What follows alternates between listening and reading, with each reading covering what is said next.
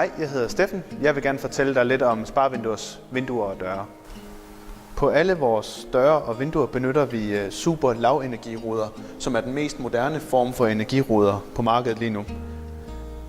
Denne rude er en 24 mm, der består af 4 mm glas, 16 mm hulrum, der er fyldt med en gasart, der hedder argon for bedst isoleringsevne, og 4 mm glas igen. På visse af vores produkter kan du vælge at tilkøbe en 3-lags rude i stedet for den 2-lags.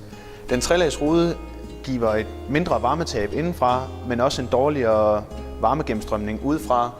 Så nogle gange kan det være hensigtsmæssigt at vælge 2-lags glas på sydsiden af huset og 3-lags glas på nordsiden af huset, hvor der er mindre sol.